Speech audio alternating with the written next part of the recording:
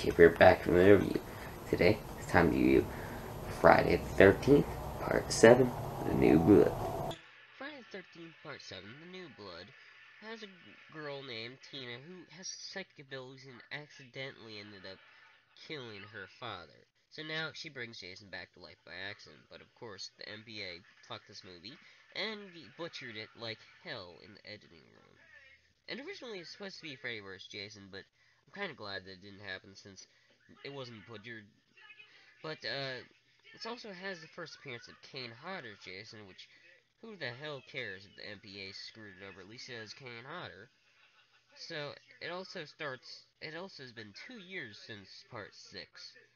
And also one of the gnarliest, awesome looking Jasons ever. Let's get into Friday the 13th, Part 7, The New Blood, and see if it's not as bad as the MPA made it to be. We start off with a bunch of scenes from Part 2 and some Part 6. And we also show that Jason is still at the bottom of Crystal Lake after all these years. He will definitely look like shit later, because he's been down there for at least more than 10 years. That's a lot of time to smell like fish. On Friday the 13th, a drunk is messing with her wife, and the kid gets pissed off, named Tina. So she goes on a boat and does this. I wish you were dead! Well, I got good news for you, Tina. Oh my god!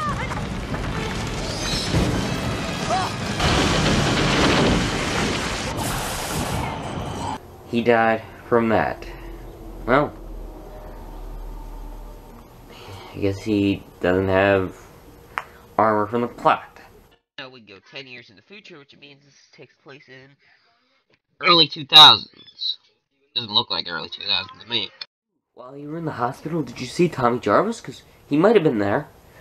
You don't know. Maybe you were in West End Hills, or because you were in New Freddy's Nightmares. They didn't get home to see their doctor, Dr. Cruz, and from Nick to help her with her granny panties.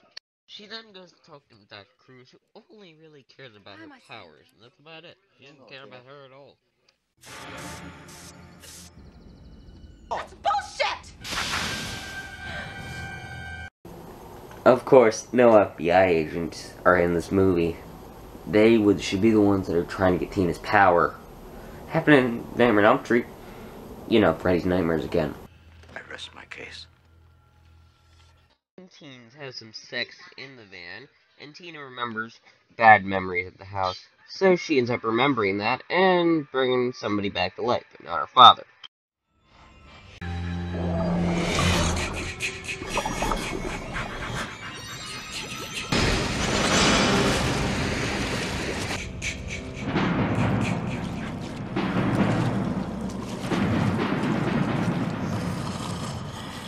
This is an awesome scene. Finally, we get Kane Hodder after 7 movies, and he will be the Jason from now on. Because he's badass. Jason has for some reason decided not to kill Tina right away. Because there's some teens that their car won't work, because it sucks. So they end up going out, because it's his birthday, and they need to get to a surprise party, because, spoilers. Nick invites Tina to that party that they're supposed to be going to, and Crystal Lake is now back to Crystal Lake from being forest green a few years prior.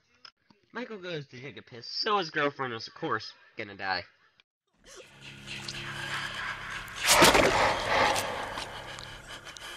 Finds her dead body, with Jason chasing him after this, and so after this he ends up having to crawl, because he got hit in the back, so he's gonna die.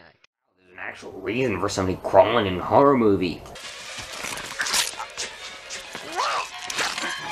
Party is a bunch of stereotypes. The science nerd, of course, the stoner, the girl stoner, and the nerd who liked the stoner, and the preppy douchebag and slut, and of course, bitch. Of course, she meets one more person there. Tina, meet Michael. She gets home, she finds a metal spike in the door. She tells Dr. Cruz, but he just thinks she's crazy, and there's just a hole in the wall now. So she thinks she's crazy now, too. You do realize you could have taken it out and showed them, right? Not just seen that hole. They goes to some teens in the wood who are ready to have sex. We need wood. I'll be back. Right, now you're screwed. You just reference Arnold Schwarzenegger. Does that mean that there's movies in this world? I don't know, but either way you said I'll be back, so you're screwed. So he goes out to get the wood, but he has a machete that Jason really wants.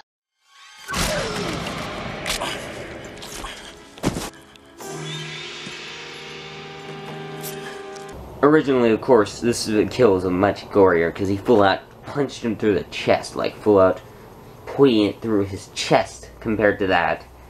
But either way, this version is fine, I guess. But either way, screw you, MPAA. He then goes over to the Part 4 tent because they couldn't film in the tent, and he's about to kill the girl in the sleeping bag.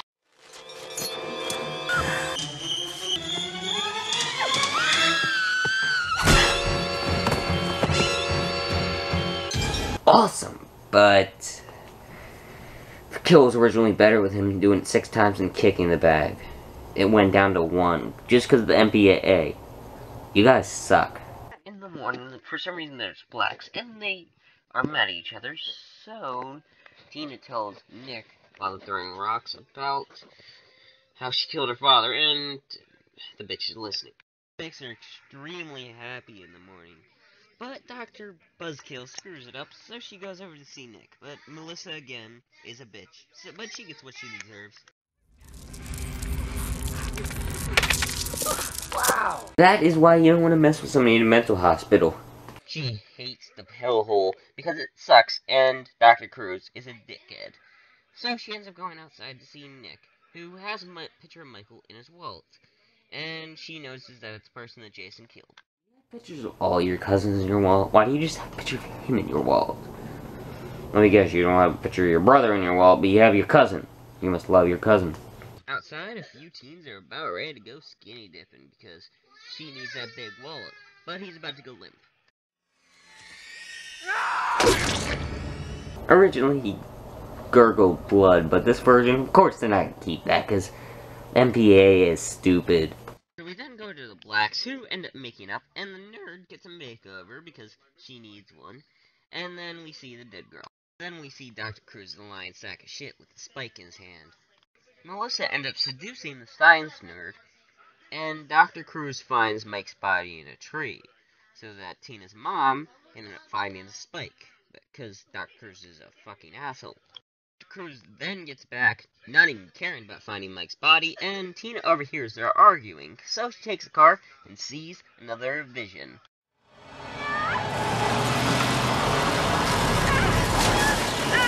Even if I was really running over my mother who was getting killed by Jason, I'd still run him over. She's pretty much dead anyway.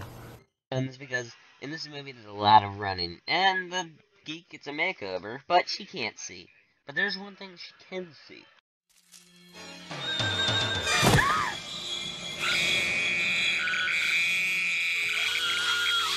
This of course got Jason's attention, so he ends up killing her off screen.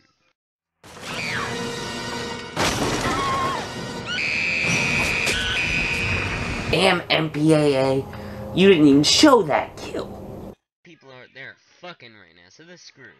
2 black people are having sex in the car, so that means they're 100% screwed. But at least they didn't die first.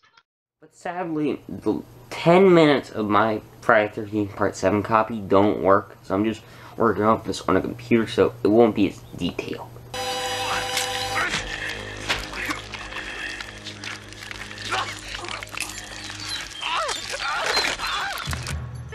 It's not a bad kill, but he originally squeezed his head to like a melon, just squeezing it like a melon. It was just kind of awesome looking at the original, but this is still good. I mean, at least there's blood. Pretty creative, but it could have been better. Damn MPAA. I'm gonna say that a lot.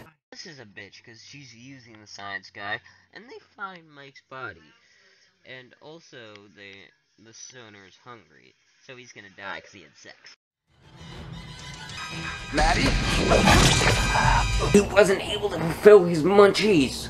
Man is still pissed about getting the second base, but he's screwed now. Melissa? Come on, if you look at that as slow-mo, you can tell it's fake. Stoner girl goes looking for her munchies, but she does find a cat and the stoner's head. If you really had the munchies, you can still eat his head. Probably won't taste that good, though. Unless you're Hannibal Lecter or Leatherface.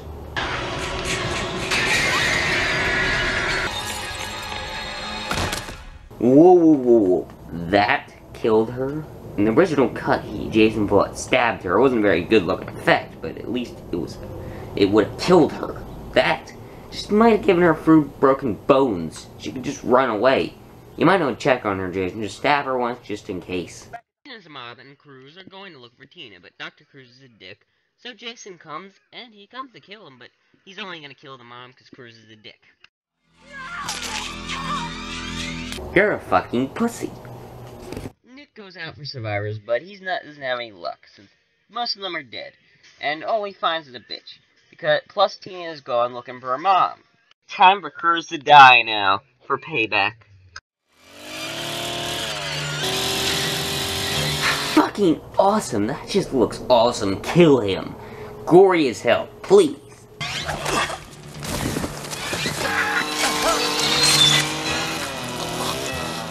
Awesome approach, but you didn't get it right with the MPAA. That really sucks. It could have been one of the best kills in the movie. Tina finds her mom dead, and also some bodies are already seen, and she's ready for a fight with Jason. Tina uses some Evil Dead trees and some electricity to take Jason down. Please don't do that. I've seen Evil Dead. Don't have any tree rape scenes. Electricity and tree raping will not kill Jason, just make him smell worse, but he goes through a window for that. That's why Kane Hodder's awesome. He'll do fucking anything. Including being on fire, which you'll see later. She holds Jason back for a little while, until Jason gets headbutted by a real head. She crushes Jason with a goddamn roof after that, and she thinks that he's dead, but of course it's Jason Voorhees. Then while thinking he's dead, Melissa acts like a bitch, because she is a bitch, but Jason fixes that.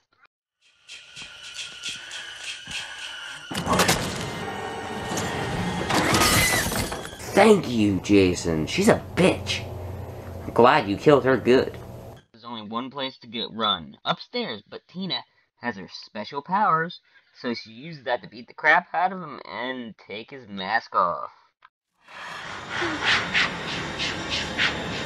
Wow, he looks fucking awesome. Damn, that is great.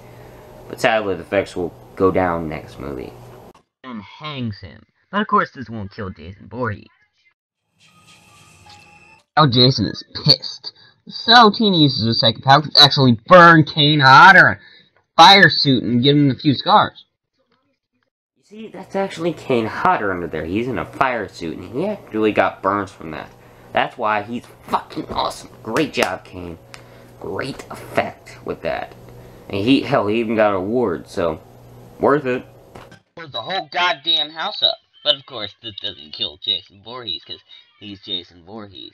So, Nick uses the gun that he forgot he had, and Tina brings back her father to help.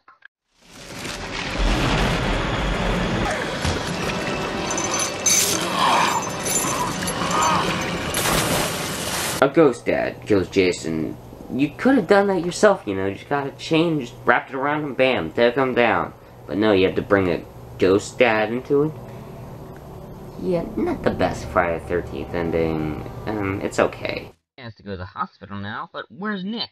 He's still alive. It's not going to be like the Part 2 ending that sucks, so that gives a happy ending. That was Friday the 13th, Part 7, The New Blood. Before I get into my thoughts, let's go to the best kills. Kills a difficult choice because they all kind of suck because of the MPA, but of course it's going to be Sleeping Bag Kill, since it was on the top 10 of my best kills. So, this is definitely one of the best kills, because it's very creative and awesome, to be honest, so it's definitely a great kill for Jason, and it's very, very creative, you know, for the series as a whole, and I definitely love the kill. One of his best kills. It came second place in my top 10.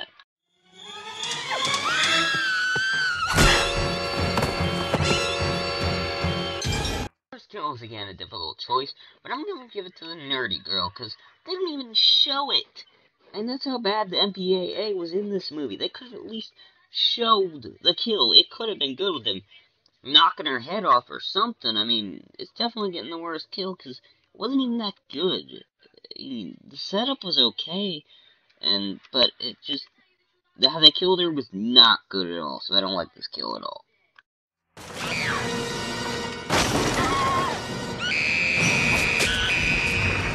Friday the 13th Part 7, The New Blood, it's still a good film, even though the MPA fucked the movie over.